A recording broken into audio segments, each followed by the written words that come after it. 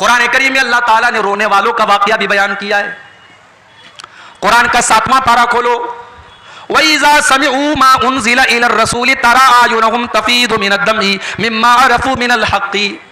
ऐ नबी, ईसाइयों के सामने भी जब कुरान पढ़ा जाता है तो ईसाइयों में जो नेक लोग होते हैं, जो अच्छे लोग होते हैं, वइज़ा समिऊ मा उनज़िला इलर रसूल, जब कुरान की तिलावत को वो सुनते हैं, तरा आयुनहुम तफीज़ु मिनद्दमी, तो ऐ नबी आप क्या देखते हैं, उनकी आंखों से आंसू बहने लगता है, वो रोने लगते हैं। हबशा का दरबार था, नजाशी का दरबार था, और मुसलमानों ने हबशा में जाकर के पनाह ली थी। मक्का के काफिरों ने 2 लोगों को भेजा, उन दोनों लोगों ने आकर के नजाशी को भड़काना शुरू कर दिया। कहा है नजाशी, ऐ हबशा के बादशाह, ये लोग जो आपके मुल्क में आए हैं, ये हजरत ईसा अलैहिस्सलाम को बुरा भला कहते हैं, ये हजरत मरियम को बुरा भला कहते हैं, ये हमारे मुल्क से बगावत करके आए हैं, आप इनको हमारे हवाले कर दीजिए। नजाशी ने मुसलमानों को बुलवाया। मुसलमानों ने हजरत जाफर रज़ी अल्लाह ताला अन्हु को अपना नुमाइंदा बनाया।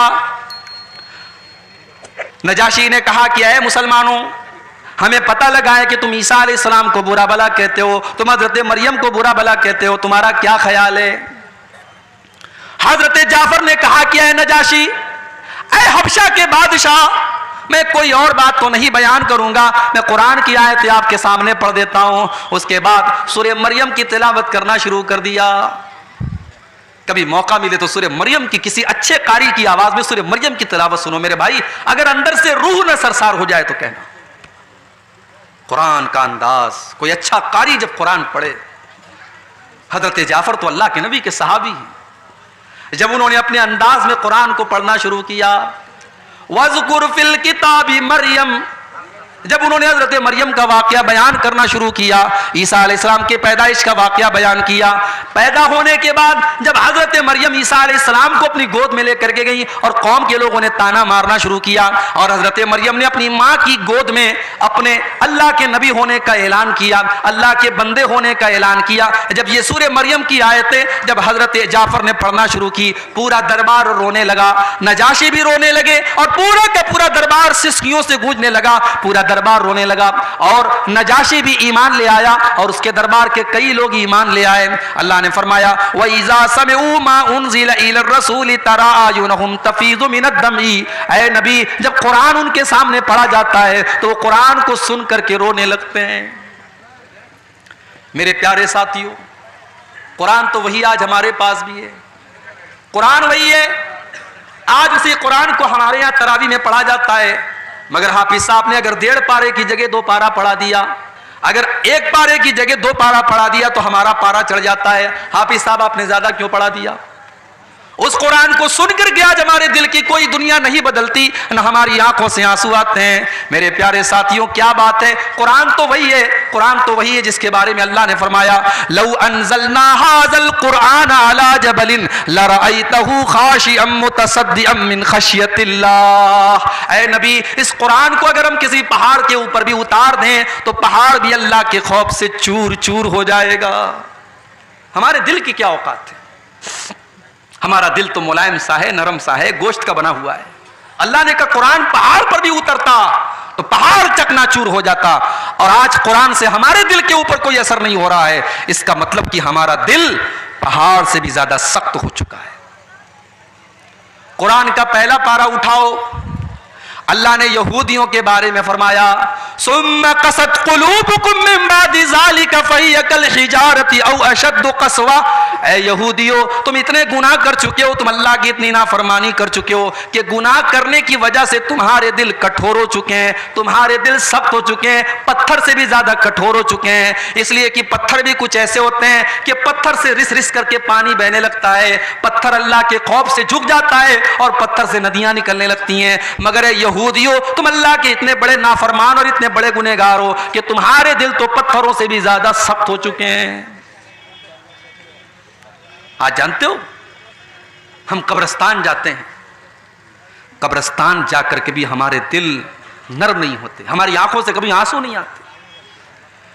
जनाजे में हम जाते हैं, जनाजे को कब्र में उतारा जा रहा है और हम बैठ करके दुनिया की बातें कर रहे हैं। हम इंडिया पाकिस्तान के मैच की बात कर रहे हैं, हम विराट कोहली के शॉट की तारीफ कर रहे हैं, हम दुनिया की बातें कर रहे हैं, हम कब्रिस्तान में खड़े होकर के दुनिया की बातें कर रहे हैं।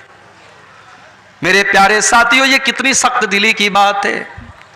कब्रिस्तान तो वो जगह है जो हमारी औकात हमें बताती है, जो हमें हमारी आखिरत बताती है, मगर हम तो इतने सख्त दिल हो चुके हैं कि कब्रिस्तान जा करके भी हमें मौत याद नहीं आती, कब्रिस्तान जा करके भी हमको आखिरत याद नहीं आती। इब्ने माजा की रिवायत है, एक अंसारी सहाबी का जनाजा था, जनाजे को कब्र में उतारा जा रहा था।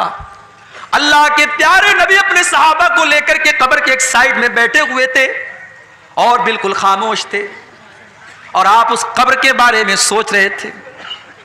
अचानक आपकी आंखों से आंसू बहने लगे, आप इतना रोए हत्ता बल्ल सरा, आपके आंसुओं से वहां की जमीन भीग गई, जमीन तर हो गई। आपने अपने सहाबा से फरमाया, ले मिसले हाजा फअइदू या इखवानी, ऐ मेरे सहाबा, इस कब्र में तुमको भी जाना है, ये मंजिल तुमको भी देखनी है, ये जगह तुमको भी देखनी है, तुम इसकी तैयारी करो। ओ पूर्णिया में प्लाट बनाने वालों, वो चौक में मकान खरीदने वालों, वो करोड़ों की प्रॉपर्टी बनाने वालों, कब्र में कोई प्रॉपर्टी काम न देगी, कोई दुकान काम न देगी, तुम्हारे घर का एसी काम न देगा, तुम्हारे घर का पंखा काम न देगा, तुम्हारे घर में लगाया गया इन्वर्टर काम न देगा।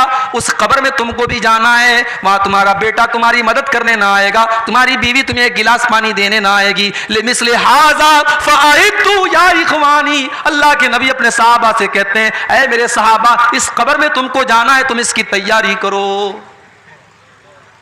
हमको तो कब्रिस्तान जाकर के भी मौत याद नहीं आती, हमारी आंखों में कभी आंसू नहीं बहते कब्रिस्तान जाकर के। उस्मान गनी को देखो, ये अल्लाह के नबी के वो साहबी है जिनको अल्लाह के नबी ने कई मर्तबा जन्नती कहा था। उस्मान गनी जब कब्रिस्तान के पास से गुजरते थे और कब्रों को देखते थे, ज़ारो कतार रोने लगते थे, आंखों से आंसू बहने लगते थे। पूछा गया कि उस्मान गनी, जन्नत की बात आती है तो आप नहीं रोते हैं, जहन्नम का तस्करा होता है तो आप नहीं रोते हैं, कब्रिस्तान को देख करके क्यों रोने लगते हैं, कब्रों को देख करके क्यों रोने लगते हैं? उस्मान गनी कहते हैं, ओ लोगों, मैंने अपने प्यारे नबी, अल्लाह के प्यारे नबी को यह फरमाते हुए सुना है, इन्नल कब्रा अव्वलु मंजिल मिन मनाजिलिल आखिरा, बेशक कब्र आखिरत की पहली मंजिल है, जिसने इस मंजिल को क्रॉस कर लिया उसके लिए आगे की मंजिलें भी आसान होंगी।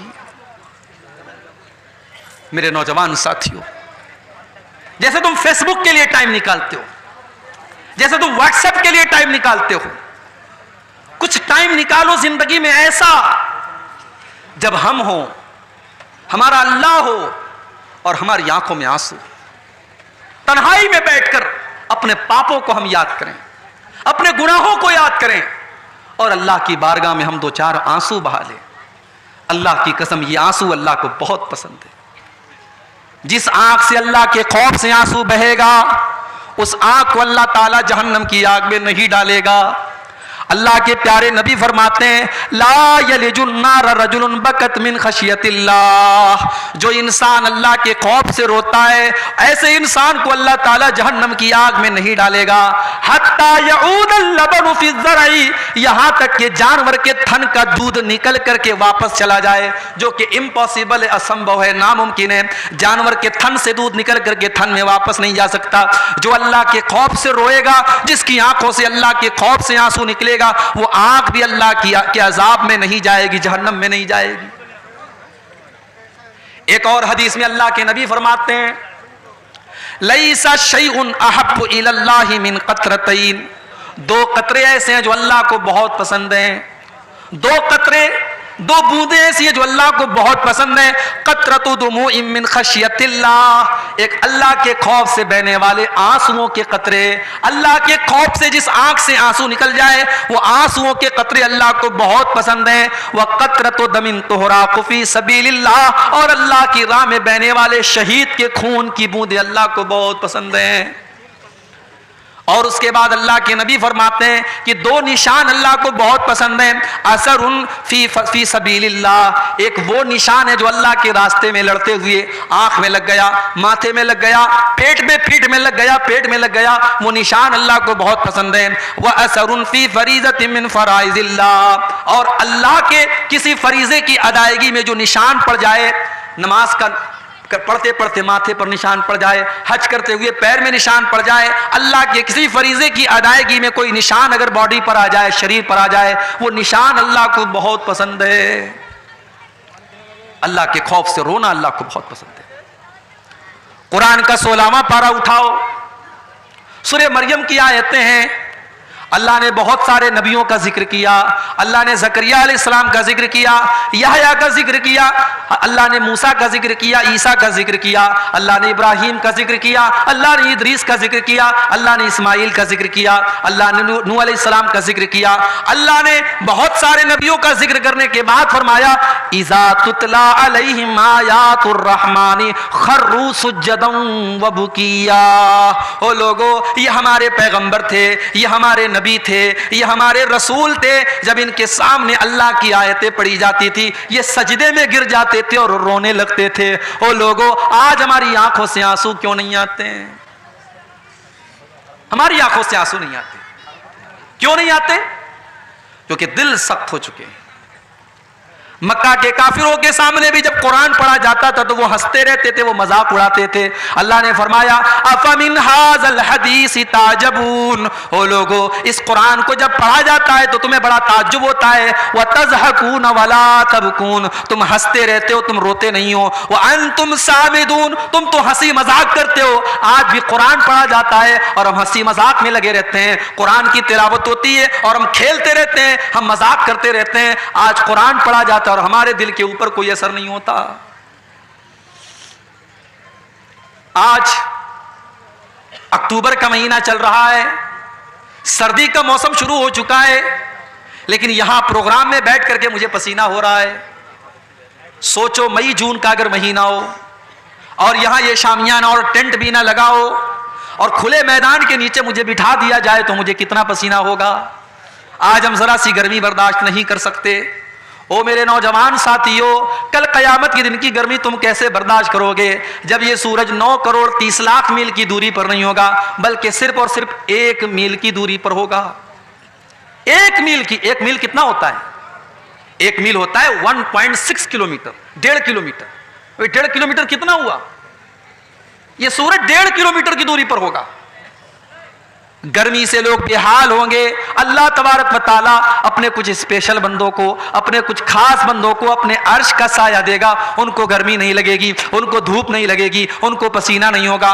कौन होंगे वो स्पेशल बंदे? अल्लाह के नबी फरमाते हैं वो 7 तरीके के लोग होंगे। उसमें एक वो नौजवान भी होगा, उसमें वो एक लड़की भी होगी, वो एक लड़का भी होगा, वो एक इंसान भी होगा। वरजुलुन ज़करल्लाह खालियन फफाज़त ऐना, जिसने तन्हाई में अल्लाह को याद किया होगा, जिसने अकेले में अल्लाह को याद किया होगा और उसकी आंखों से आंसू बहने लगेंगे। हमारी आंख से तो आंसू नहीं बहते। हम तो कभी रात में तन्हाई में बैठते भी हैं तो यूट्यूब चला रहे हैं, क्या देख रहे हैं अल्लाह जानता है, हम जानते हैं। अब तो गुनाह आसान हो गया ना। पहले लोगों को टीवी लगानी पड़ती थी, सीडी लानी पड़ती थी, कमरा बंद करना पड़ता था। अब तो सबके पास मोबाइल है, बूढ़े के पास, जवान के पास, लड़के के पास, लड़की के पास। अब कौन नजर रखेगा भाई? अब तो बस एक ही कैमरा है जो आपके ऊपर नजर रख रहा है, और वो कैमरा है अल्लाह का कैमरा। अल्लाह के कैमरे में सब रिकॉर्ड हो रहा है। ये रात को 12 बजे आपके मोबाइल में क्या देख रहे हैं आप? आपने हिस्ट्री डिलीट कर दी, आपने मोबाइल से सबूत मिटा दिया, मगर अल्लाह ताला का जो सबूत रिकॉर्ड हो रहा है वो तो नहीं मिटेगा। वइन्ना अलैकुम लहाफिज़ीन किरामन कातिबीन, मेरे बंदो हमने तुम्हारे अमाल को रिकॉर्ड करने के लिए किरामन कातिबीन को मुकर्रर कर दिया है।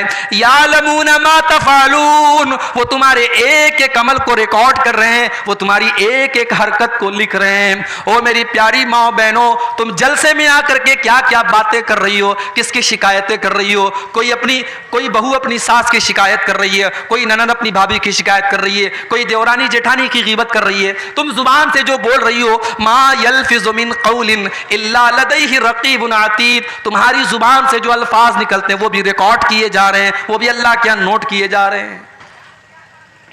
तो हम तो तन्हाई में बैठकर कभी अल्लाह को याद नहीं करते, हम तो गुनाह करते हैं, हम तो अल्लाह को नाराज करते हैं।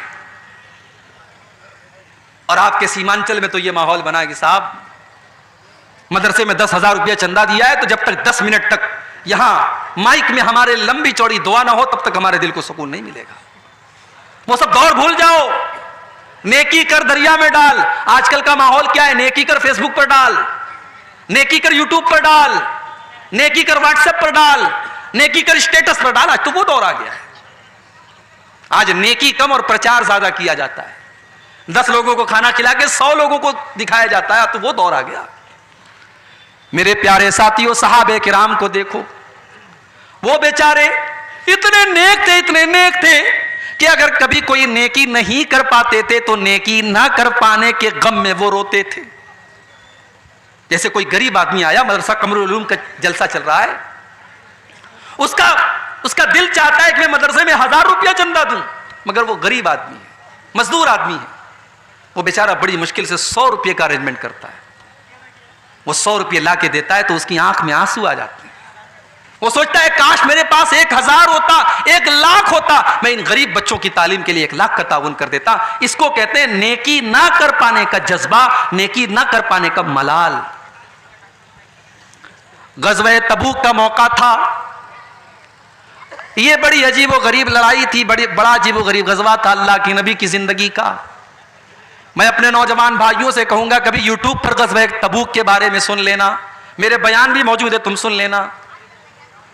गज़वे तबूक के बारे में हर नौजवान को पढ़ना चाहिए, सुनना चाहिए। गर्मी का मौसम था, खजूरों के पकने का टाइम था और मदीना से 600 किलोमीटर का सफर तय करना था। सवारियों की किल्लत थी, पैसे की किल्लत थी। अल्लाह के प्यारे नबी ने ऐलान किया, इस लश्कर के ताउन के लिए तुम अपना अपना चंदा दो। जो चंदा देगा, जो ताउन करेगा, मैं उसे जन्नत की गारंटी देता हूं। सहाबे किराम अपनी अपनी हैसियत के मुताबिक, अपनी अपनी ताकत के मुताबिक अल्लाह के नबी के पास आकर के ताउन करने लगे। कुछ सहाबा गरीब थे, मजदूरी करते थे, वो ओवर टाइम काम करके, रात को काम करके जो रात की मजदूरी होती थी वो ला करके 1 मुट्ठी या 2 मुट्ठी जौ लाते थे और अल्लाह के नबी को दे देते थे और कहते थे, अय अल्लाह के नबी मैं गरीब आदमी हूं, ये 1 मुट्ठी जौ लेकर के आया हूं, ये 2 मुट्ठी जौ लेकर के आया हूं। अय अल्लाह के नबी ये मेरी कैपेसिटी यही है, मेरी ताकत यही है, आप इसको कबूल कर लीजिए। अल्लाह के नबी बड़ी खुशी खुशी कबूल कर लेते थे। मुनाफिक लोग मजाक उड़ाते थे, देखो ये 1 मुट्ठी जौ के जरिए इस्लाम की खिदमत करने के लिए आए हैं। अल्लाह के प्यारे नबी कहते थे, ओ लोगो मेरे इन गरीब साहबा का मजाक न उड़ाओ। लौ अनफका अहदुकुम मिस्ला उहदिन ज़हबा, तुम उहद पहाड़ के बराबर भी अगर सोना खर्च कर दोगे, मेरे इन गरीब साहबा ने 1 मुट्ठी या 2 मुट्ठी जो जौ दिया है, तुम उसका मुकाबला नहीं कर सकते। उसी में कुछ गरीब साहबा अल्लाह के नबी के पास आए, अय अल्लाह के नबी हम भी आपके साथ गज़वे तबूक में जाना चाहते हैं।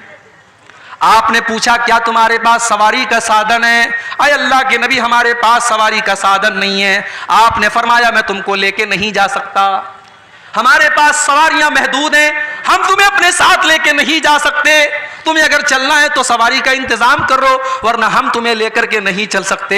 वो बेचारे गरीब साहबा थे, उनके पास सवारी का साधन नहीं था, ऊंट नहीं था, घोड़ा नहीं था। वो पलट करके जाने लगे। जब पलट करके जाने लगे, उनकी आंखों से आंसू बहने लगे।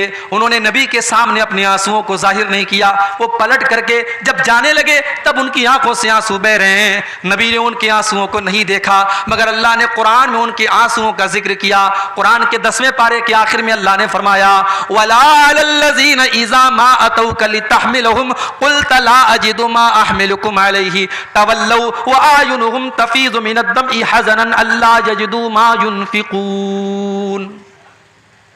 ऐ नबी, मेरे उन गरीब सहाबा को जरा देखिए जो आपके पास आकर के कहते हैं कि अल्लाह के नबी हमको भी लेके चलिए, और आप कहते हैं मेरे पास सवारी नहीं है। तो ऐ मेरे नबी, वो पलट करके जब जाते हैं तो रोने लगते हैं, उनकी आंखों से आंसू बहने लगते हैं। हज़नन अल्लाह यजिदु मा युनफ़िक़ून, उन्हें मलाल है इस बात का कि काश उनके पास भी इतना होता कि आज वो इस्लाम के लिए कुछ कर सकते।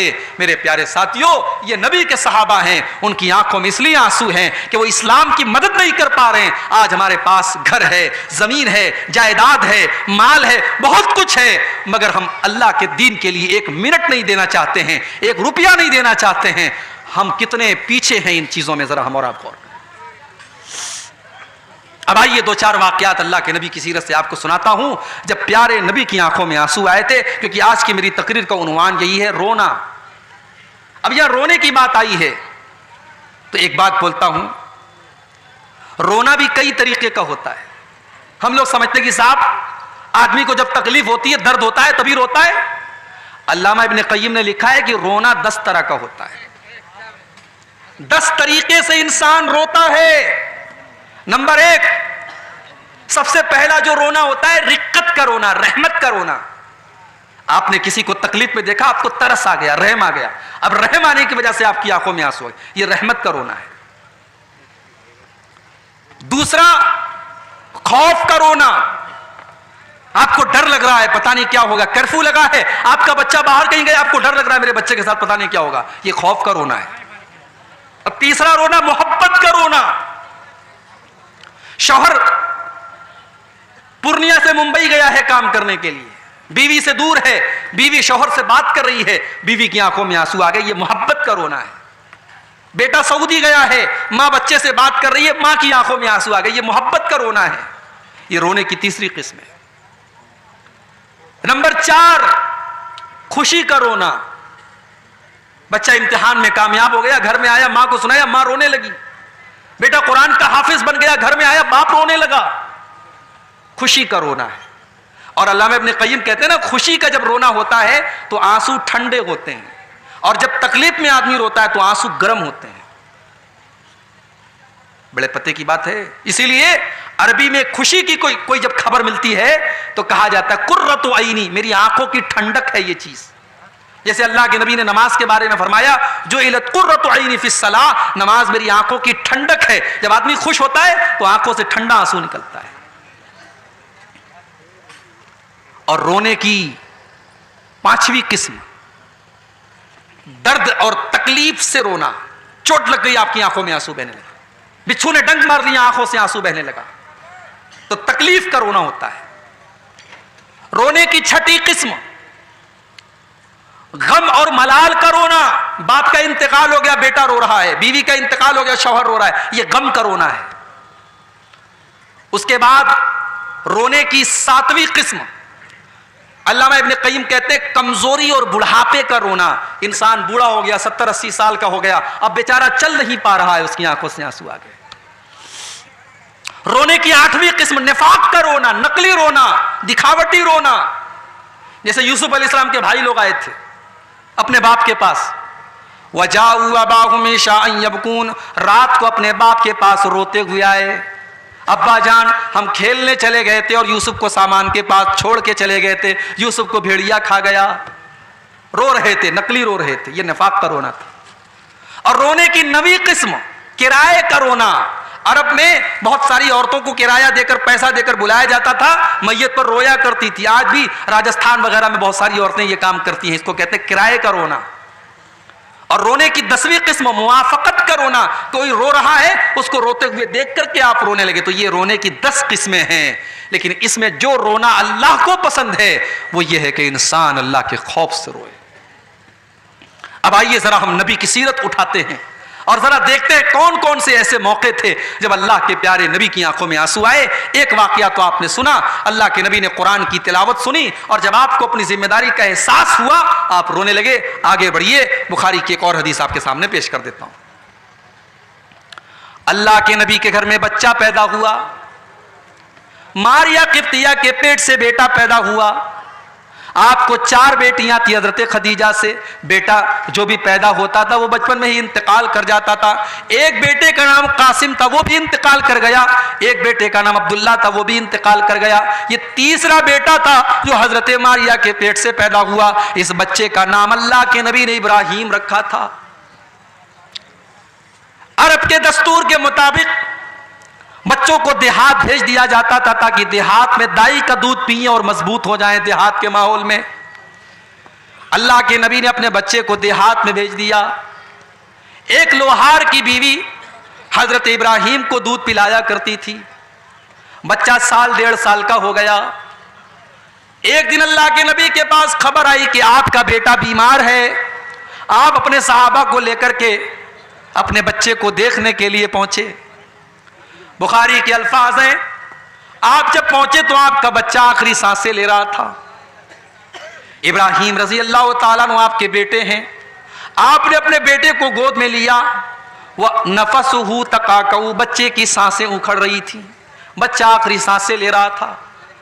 अपने बेटे की मौत का यह मंजर देख करके अल्लाह के नबी की आंखों में आंसू आ गए और अल्लाह के नबी रोने लगे।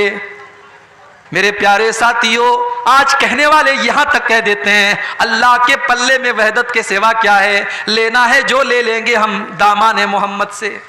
ओ लोगों, अल्लाह के फैसले के आगे तो मेरे नबी भी मजबूर हैं। अल्लाह के नबी अल्लाह के सबसे महबूब बंदे हैं, मगर अपने बच्चे की मौत का टाइम आज आ गया है तो अपने बच्चे को मौत से बचाने की ताकत अल्लाह के नबी के अंदर भी नहीं है।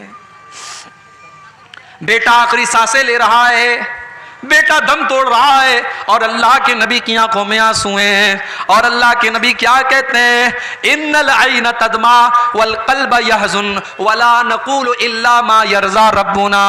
ऐ मेरे बच्चे इब्राहिम, तेरे बाप का दिल गमगीन है, तेरे बाप की आंखों से आंसू बह रहे हैं, मगर तेरा बाप अपनी जुबान से कोई ऐसी बात नहीं निकालेगा जिससे अल्लाह नाराज हो जाए। ऐ मेरे बच्चे, तेरा बाप अपनी जुबान से कोई ऐसी बात नहीं निकालेगा जिससे अल्लाह नाराज हो जाए। मेरे नबी ने सब्र की मिसाल पेश की। मेरे भाई, आज कितनी औरतों का बच्चा मर जाता है, औरतें जज्बात में आकर के कह देती हैं अल्लाह को मेरा ही बेटा उठाना था।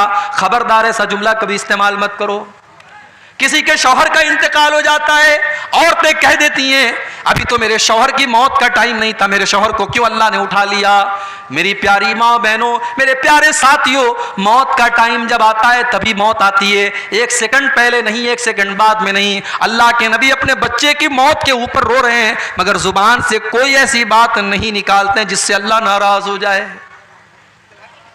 और अगर आपने मरने वाले का नाम ले लेकर के आपने रोना पीटना किया तो मरने वाले को तकलीफ होगी। अल्लाह के प्यारे नबी फरमाते हैं इन्नल मय्यत युअज़्ज़बु बिबकाई अहलिही, मरने वाला अपने घर वालों के रोने की वजह से उसको अजाब दिया जाता है। अगर रोने वाले शरीयत के खिलाफ तरीके से रोते पीटते हैं तो उसको अजाब दिया जाता है मरने वाले। और आगे बढ़िए, अल्लाह के नबी की आंखों में आंसू कब आए। आपकी बेटी ज़ैनब, उनके घर में एक बच्चा था, बच्चे के इंतकाल का टाइम आ गया, बच्चे की मौत का टाइम आ गया। हजरत ज़ैनब ने अल्लाह के नबी के पास पैगाम भिजवाया कि आपके नवासे का आखिरी टाइम है, आप जल्दी से चले आइए, अपने नवासे को देख लीजिए। अल्लाह के नबी नहीं जाते हैं, बल्कि अपनी बेटी को यह पैगाम भिजवाते हैं इन्ना लिल्लाहि मा आता व लहू मा खस। ऐ मेरी बच्ची, अल्लाह ताला की मर्जी है, वो जो चाहता है ले लेता है, वो जो चाहता है दे देता है। फल तस्बिर वल तातसिब, ऐ मेरी बच्ची तू सब्र से काम ले और सवाब की उम्मीद रख। आपकी बेटी ज़ैनब ने दोबारा फिर पैगाम भिजवाया, अब्बा जान मैं अल्लाह का वास्ता देती हूँ कि आप एक बार मेरे घर चले आइए। अल्लाह के नबी अपनी बेटी के घर पहुँचते हैं। अपनी बेटी के घर पहुँचे और नवासे का इंतकाल होने वाला है, नवासे का आखिरी टाइम है और नवासे को अल्लाह के नबी गोद में लेते हैं और आप देखते हैं कि नवासा आपका आखिरी सांसें ले रहा है। आपका नवासा मौत और जिंदगी की लड़ाई लड़ रहा है, आपका नवासा दुनिया से जा रहा है। अल्लाह के नबी की आंखों से आंसू बहने लगते हैं। साहबा कहते हैं अय अल्लाह के नबी, हम ये क्या देख रहे हैं, आपकी आंखों में आंसू बह रहे हैं, आप रो रहे हैं। अल्लाह के नबी फरमाते हैं हाज़िही रहमतुन जालहल्लाहु फी क़ुलूबि इबादिही। ओ लोगो, ये तो रहमत की निशानी है जो अल्लाह ने अपने बंदों के दिल में डाली है। मैं एक नाना भी हूँ, मैं एक बाप भी हूँ, अपने नवासे के गम में ये आंसू निकल रहे हैं। जो अल्लाह ने रहम दिल में डाला है उसी रहम की ये निशानी है। नबी की आंखों में आंसू आए थे तब भी। एक और मौका याद कीजिए, बद्र का मैदान है, 17 रमजान को बद्र की लड़ाई लड़ी गई। 16 रमजान की रात बद्र के मैदान में अल्लाह के प्यारे नबी क़िबला की तरफ हाथ उठा करके दुआएं कर रहे हैं और कह रहे हैं अल्लाहुम्मा आतिनी मा वअदतनी, अल्लाहुम्मा अंजिज़ली मा वअदतनी। आय अल्लाह, तूने जो वादा किया है तू अपना वादा पूरा फरमा। आय अल्लाह, तू अपने वादे का पक्का है, तू अपना वादा पूरा फरमा। अल्लाहुम्मा इन तुहलिक हाज़िहिल इसाबत ला तुअबद फिल अर्ज़ी। आय अल्लाह, अगर ये मुट्ठी भर तेरे मानने वाले आज अगर हलाक हो गए, ये 313 अगर आज हलाक हो गए, तो अल्लाह फिर रूए जमीन पर तेरी इबादत करने वाला कोई ना होगा, तुझे सजदा करने वाला कोई ना होगा। ये कहकर के अल्लाह के नबी रो रहे हैं, आपकी आंखों में आंसू बह रहे हैं और आप अल्लाह की बारगाह में रो रो करके दुआएं कर रहे हैं। हजरत अबू बकर सिद्दीक आते हैं और पीछे से आपको चिमट जाते हैं और कहते हैं कफा का मुनाशदतु का रब्ब का। अय अल्लाह के नबी बस कीजिए, आपका रब आपको मायूस नहीं करेगा, आपका रब आपकी दुआ को जरूर कबूल करेगा। और दुनिया ने देखा कि 313 मुसलमान 1000 के ऊपर गालिब आ गए। अल्लाह ने 1000 के ऊपर उनको कामयाबी से नवाजा। एक और मौके पर मेरे नबी की आंखों में आंसू आए थे। रात का टाइम था, अल्लाह के नबी कुरान पढ़ रहे थे और कुरान पढ़ते पढ़ते आपकी नजर उस आयत पर पड़ी। इब्राहीम अलैहिस्सलाम अपने रब से दुआ करते हैं, फमन तबिअनी फइन्नहु मिन्नी वमन आसानी फइन्नका गफूरुर रहीम। आय अल्लाह, मेरी उम्मत के अंदर जो मेरी पैरवी करेगा वो मेरा उम्मती है, और जो मेरी नाफरमानी करेगा तो तू गफूरुर रहीम है, तू माफ कर देना। उसके बाद अल्लाह के नबी ने ईसा अलैहिस्सलाम की दुआ पढ़ी, इन तुअज़िबहुम फइन्नहुम इबादुका व इन तगफिर लहुम फइन्नका अंतल अज़ीज़ुल हकीम। आय अल्लाह, अगर तू इनको अजाब दे देगा तो ये तो तेरे बंदे हैं, और अगर तू माफ कर देगा तो तू ताकत वाला है, तू हिकमत वाला है। अल्लाह के प्यारे नबी ने सोचा कि ईसा ने तो अपनी उम्मत के लिए दुआ मांग ली, इब्राहीम ने तो अपनी उम्मत के लिए दुआ मांग ली, मेरी उम्मत के गुनहगारों का क्या होगा, मेरी उम्मत के खताकारों का क्या होगा। आपने हाथ उठाए, सही मुस्लिम के अल्फाज हैं, आप रोते हुए कहने लगे अल्लाहुम्मा उम्मती, अल्लाहुम्मा उम्मती। अय अल्लाह, मेरी उम्मत का क्या होगा, अय अल्लाह, मेरी उम्मत का क्या होगा। कभी गौर किया आपने? मेरे नबी को नमाजियों की चिंता नहीं है, मेरे नबी को बेनमाजियों की चिंता है। मेरे नबी को तहज्जुद पढ़ने वालों की फिक्र नहीं है, मेरे नबी को तो अपनी उम्मत के गुनहगारों की फिक्र है कि उनका बेड़ा कैसे पार होगा, वो कैसे कयामत के दिन नजात पाएंगे। आप अपनी उम्मत के गुनहगारों के लिए रो रहे हैं और अल्लाह की बारगाह में दुआ कर रहे हैं कि अल्लाह मेरी उम्मत को बचा लेना, अय अल्लाह मेरी उम्मत को बचा लेना। अल्लाह ने जिब्रील को भेजा, ऐ जिब्रील जाओ मेरे नबी से पूछो क्यों रो रहे हो। आपने फरमाया मैं अपनी उम्मत के लिए रो रहा हूं।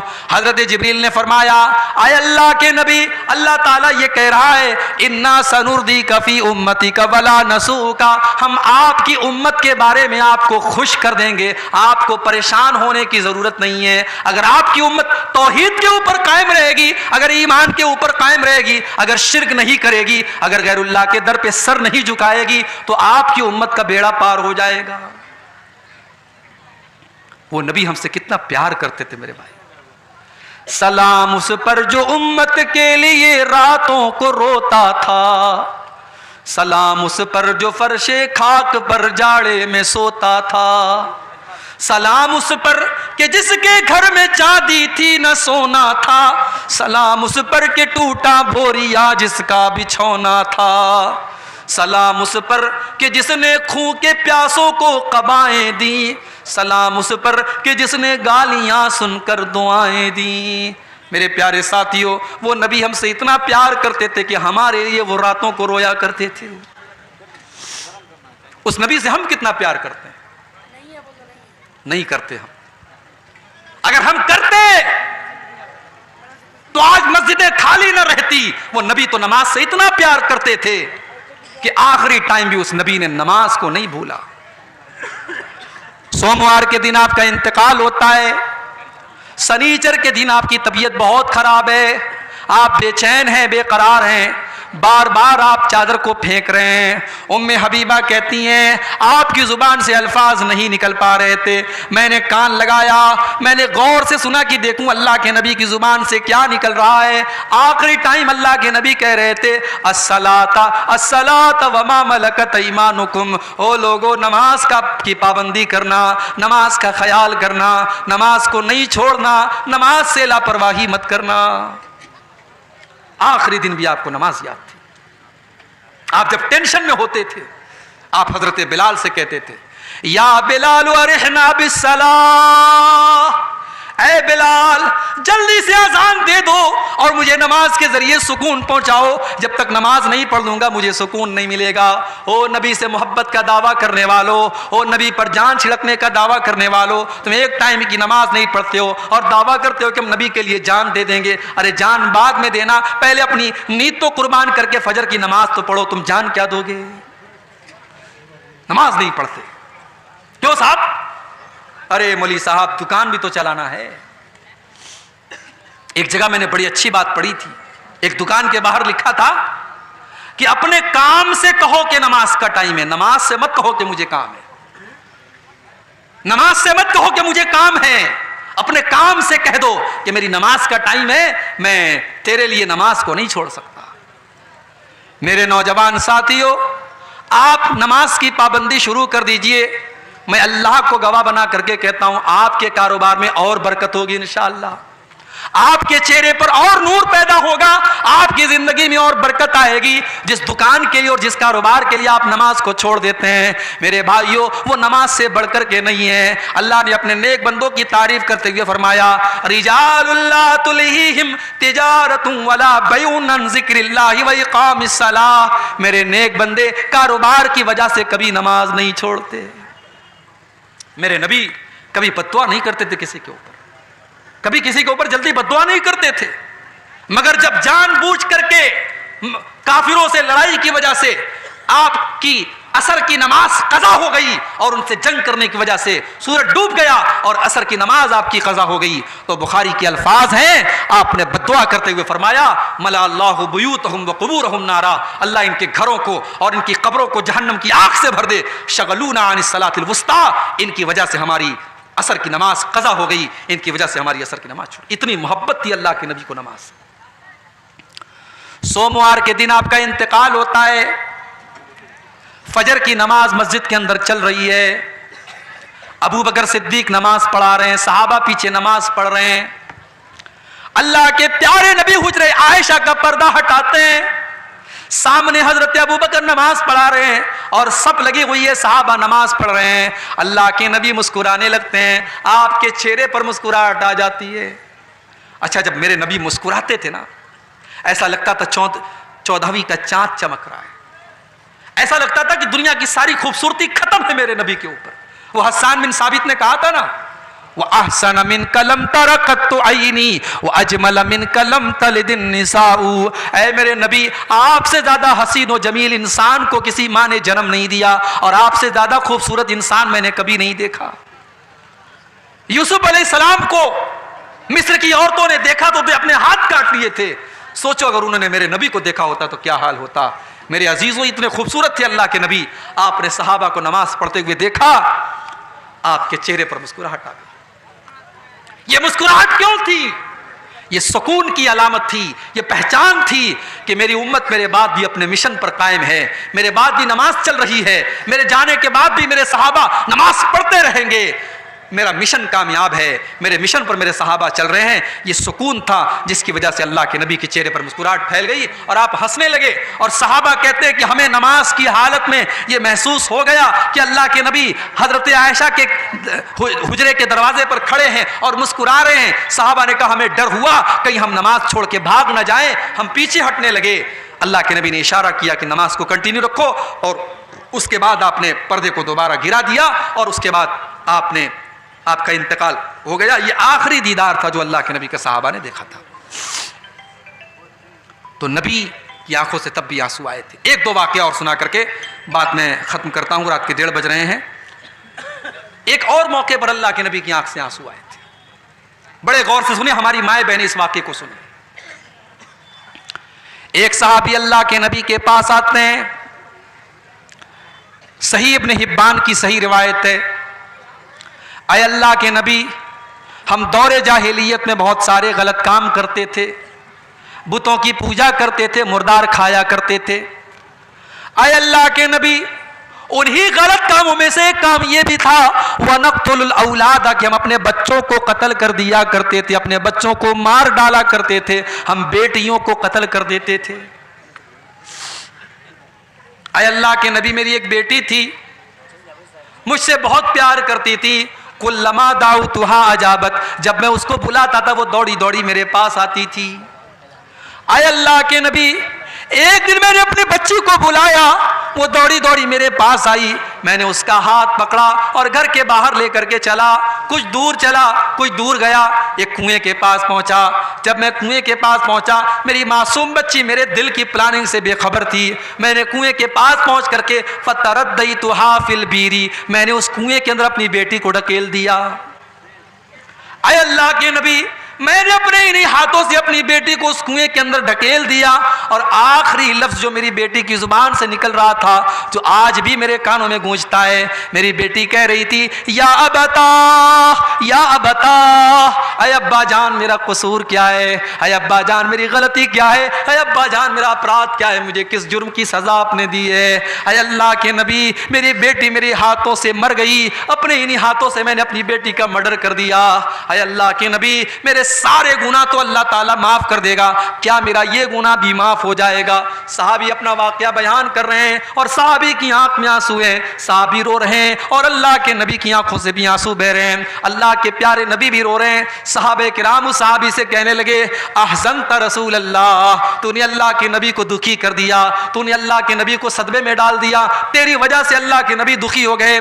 अल्लाह के नबी ने फरमाया, नहीं नहीं, इसको अपने दिल का दर्द बयान करने दो, इसको अपने दिल की बात कह लेने दो। सहाबी ने पूरा वाकया सुनाया और कहा, अल्लाह के नबी, क्या मेरा ये गुनाह भी माफ हो जाएगा? अल्लाह के नबी ने फरमाया कि हाँ, इस्लाम में आने के बाद पहले के तमाम गुनाह माफ हो जाएंगे, अब यहां से तुम एक नई जिंदगी शुरू करो, तुम्हारा ये गुनाह भी माफ हो जाएगा।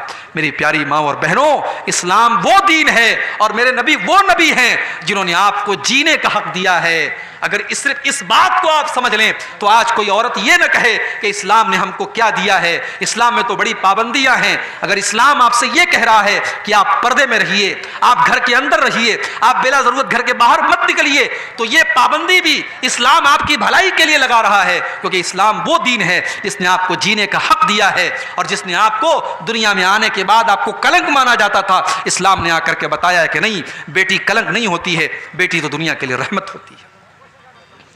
एक और मौके पर अल्लाह के नबी की आंखों से आंसू आए थे और यह आखिरी वाकया है, मैं इसको सुना करके बात खत्म करने जा रहा हूं। यह रिवायत भी सही इब्न हिब्बान के अंदर मौजूद है। अल्लाह के नबी एक दिन घर से निकलते हैं, भूख से बेहाल हैं आप, कई दिन से खाना आपको नहीं मिला है, भूखे हैं आप, बाहर निकले, दोपहर का टाइम है, अबू बकर सिद्दीक से मुलाकात हुई, उमर फारूक से मुलाकात हुई। अय अबू बकर, इतनी दोपहर में क्या कर रहे हो? अय उमर, क्या कर रहे हो? अय अल्लाह के नबी, मा अखरजाना इल्लल जू, हम लोग तो भूख से बेहाल होकर के निकले हैं। अल्लाह के नबी ने फरमाया, अय अबू बकर, अय उमर, मैं भी बहुत भूखा हूं और अल्लाह की कसम भूख से बेहाल होकर के निकला हूं। कहा चलो हम लोग अबू अयूब अंसारी के घर चलते हैं। ये अबू अयूब अंसारी कौन थे? ये अल्लाह के नबी के वो सहाबी थे जो अल्लाह के नबी जब मदीना पहुंचे तो सबसे पहले इन्हीं के घर में आपने क़याम किया था और ये अल्लाह के नबी से बहुत मोहब्बत करते थे और अल्लाह के प्यारे नबी रोजाना इनके घर में एक टाइम जाते थे और ये कुछ न कुछ नाश्ता पानी अल्लाह के नबी को कराते थे। लेकिन आज दोपहर का टाइम तक खाने का टाइम था, अल्लाह के नबी अपने दोनों सहाबी को लेके, हजरत अबू बकर को लेके, हजरत उमर के लेके उनके घर पहुंचे। दरवाजा खटखटाया, अबू अयूब अंसारी घर में नहीं थे, उनकी बीवी उम्मे अयूब थी, उन्होंने दरवाजा खोला, अल्लाह के नबी को देखा, अल्लाह के रसूल को देख करके वो वेलकम करने लगी, मुबारकबाद देने लगी, मरहबम बे रसूलिल्लाह, अय अल्लाह के नबी आपका आना मुबारक हो, खुश आमदीद, वेलकम, अय अल्लाह के नबी आपका आना मुबारक हो, आपके साथियों का आना मुबारक हो। आपने पूछा क्या अबू अयूब अंसारी घर पर हैं? कहा नहीं, वो तो खेत में काम कर रहे हैं। इतना सुनना था। अबू अय्यूब अंसारी को भी भनक लगी, वो दौड़े दौड़े घर में आए। अय अल्लाह के नबी क्या बात है, आज दोपहर के टाइम आप हमारे घर में आए हैं, आपका आना मुबारक हो, बताइए मैं क्या खिदमत कर सकता हूँ। अय अबू अय्यूब बहुत तेज भूख लगी है, कुछ खाने का लाओ। अबू अय्यूब अंसारी बाग में जाते हैं और खजूर का एक गुच्छा तोड़ करके लाते हैं। खजूर का एक गुच्छा तोड़ करके लाते हैं, उसमें कई तरीके की वैरायटी है खजूरों की, उसमें तर खजूर भी है, उसमें सूखी खजूर भी है, उसमें छुआरा भी है, उसमें कई तरीके की खजूरें वो ला करके अल्लाह के नबी के सामने रख देते हैं। ठंडा ठंडा पानी ला के रख देते हैं। अय अल्लाह के नबी गोश्त खाएंगे? हाँ खा लेंगे। अय अल्लाह के नबी बकरी ज़बा कर दूं? हाँ कर लो, लेकिन दूध वाली बकरी मत ज़बा करना। अबू अय्यूब अंसारी जाते हैं और एक बकरी ज़बा करते हैं और आधी बकरी का गोश्त भून देते हैं और आधे का सालन बना लेते हैं। बीवी से कहते तू रोटी बना, बीवी रोटी बना देती है और दो तरीके का गोश्त लाते हैं, रोटी लाते हैं और अल्लाह के नबी के सामने रख देते हैं। अल्लाह के नबी की नज़र गोश्त पर पड़ती है। आप कहते हैं कि अय अबू अय्यूब अरसिल हो इला फातिमा, ये गोश्त थोड़ा सा मेरी बेटी फातिमा को भिजवा दो। अरसिल हो इला फातिमा फइन्नहा लम तुसिब मिनहा मुन्ज़ु अय्याम। अय अबू अय्यूब कई दिनों से मेरी बेटी ने गोश्त नहीं खाया है, मेरी बेटी को कई दिनों से गोश्त नसीब नहीं हुआ है। अय अबू अय्यूब इसमें से थोड़ा सा गोश्त तुम मेरी बेटी के पास भिजवा दो। मेरे नबी अल्लाह के सच्चे नबी थे। आपके अहले बैत ने, आपके घर वालों ने, आपकी बेटी ने, आपकी बेटियों ने, आपकी बीवियों ने कितनी तकलीफ उठाई मेरे भाई। आपकी बेटी ने कई दिन से गोश्त नहीं खाया है। फौरन हजरत अबू अय्यूब अंसारी ने गोश्त निकाला, हजरत फातिमा के घर भिजवा दिया। उसके बाद अल्लाह के नबी अपने दोनों सहाबी को लेकर के खाना खाने लगे। गोश्त भी मौजूद है, रोटी भी मौजूद है, खजूरें भी मौजूद है, ठंडा ठंडा पानी भी मौजूद है। अल्लाह के नबी की आंखों से आंसू बहने लगे। अय अबू बकर, अय उमर, अभी हम लोग कितने भूखे प्यासे थे और अभी अल्लाह ने कितनी नेमतों से नवाज दिया। ये देखो कई तरीके की खजूरें हमारे सामने, ये देखो ठंडा ठंडा पानी हमारे सामने, ये देखो दो तरीके का गोश्त हमारे सामने, ये देखो रोटी हमारे सामने। अय अबू बकर, अय उमर, यही वो नेमतें जिन नेमतों का अल्लाह ताला सवाल करेगा कल क़यामत के दिन और जिसके बारे में अल्लाह ने कुरान में फरमाया लतुसअलुन्ना यौमइज़िन अनिन नईम। मेरे बंदो तुमसे अल्लाह ताला की नेमतों के बारे में सवाल किया जाएगा। अय अबू बकर, ये अल्लाह की नेमत है, अभी हम भूखे थे और अभी तरह तरह का खाना हमें मिल रहा है। इस नेमत का हमको क़यामत के दिन हिसाब देना पड़ेगा। ओ चिकन खाने वालों, ओ मटन खाने वालों, ओ आला बिल्डिंगों में रहने वालों, ओ करोड़ों कमाने वालों, बहुत अच्छी बात है, जिंदगी में सुख का आना बहुत अच्छी बात है, जिंदगी में दौलत का आना भी बहुत अच्छी बात है, मगर जितनी नेमतें आपको मिलेंगी उतना ज्यादा अल्लाह को हिसाब भी देना पड़ेगा। लतुसअलुन्ना यौमइज़िन अनिन नईम, इन नेमतों के बारे में अल्लाह ताला क्या पूछा जाएगा। मेरे नबी की आंखों से आंसू आए क्योंकि इन नेमतों का हिसाब अल्लाह क्या देना है। मेरे प्यारे साथियों, कभी हम और आप अपने बारे में सोचें कि कभी हमारी आंखों में आंसू क्यों नहीं आते। इसका मतलब यह है कि दिल की जो जमीन है वो वीरान हो चुकी है, वो बंजर हो चुकी है और दिल की जमीन को तकवा की जो है आबपाशी की जरूरत है, उसको तकवा का पानी देने की जरूरत है। अपने दिल को तकवा के पानी से सैराब करो। जब दिल की जमीन सैराब होगी तब आंखों से आंसू झड़ेंगे। मेरे भाइयों, हम अल्लाह की नाफरमानियों से बचें, हम गुनाहों से बचें। इंशाअल्लाह जब हमारा दिल पाक और साफ होगा तो हमारी आंखों से अल्लाह के खौफ से आंसू भी बहेंगे। ये चंद बातें अल्लाह के खौफ से आंसू और रोने के मुतालिक थी। अल्लाह ताला से दुआ है रब्बुल आलमीन हम सबको अल्लाह से डरने